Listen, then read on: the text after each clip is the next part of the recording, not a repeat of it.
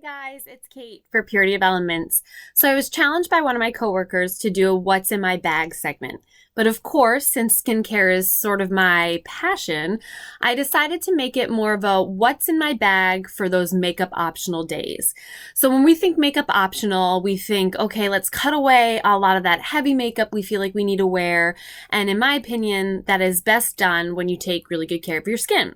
So I like to prioritize the skincare products that I use so that I can use more of those repairing products and less of the, I guess, covering up products of like makeup. So I want to do this quick little segment about what's in my bag for my makeup optional days. So first and foremost, I always start by washing my face, and I have the Purity of Elements. I have our daily detox cleanser. So that's sort of in my bag, right? Or in my shower.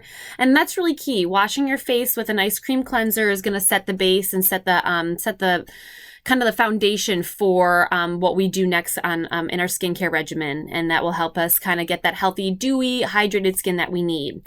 And then after I use the face wash, I step out of the shower or I step up from the sink and I'll put on the face serum. So I like to actually put the Radiance face serum on right after I wash my face, even when there's almost a little bit moisture, some moisture on my face from after I wash it, because I feel like it retains a lot of the hydration that you get from just kind of splashing the water on your face.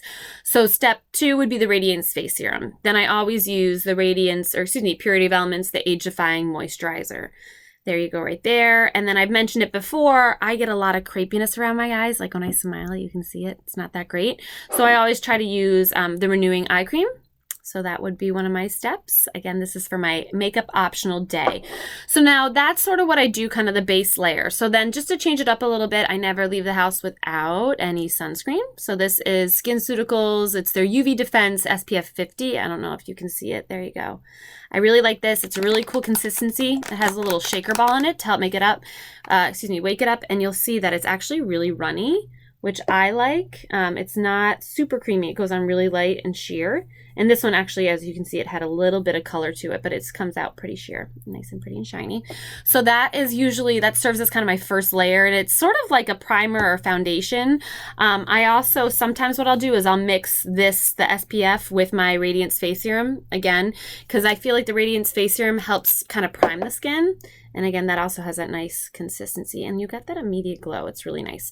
So that usually gives me kind of like a nice base layer. So my hands, if we use that as our template, you can see that has a nice shimmer to it. And that will be quick absorbing. Absorbs pretty quickly. And that will be your base layer for kind of your makeup optional day. Now there's certain things I'm just never going to give up. I use SPF all the time, so I don't really get that sun-kissed skin. So I always have to use a bronzer. I prefer NARS's bronzer in Laguna. I don't know if that's going to be backwards, but NARS in Laguna. And it gives me just a nice little glow. And then I also use NARS's, their little blush on the cheeks, just to give me a little sun-kissed look. Oh, there I am in the reflection. And I like that. And I'm not going to say the name of this blush color, but I'll say that if you go to the counter and ask for the one with the really inappropriate name, that's the one they'll recommend to you. Another thing that I sometimes use is I actually really like Maybelline's Age Rewind. It's a cool little applicator like this, and you just twist it. And I really like the control I get when I need to use a concealer. And it blends really well.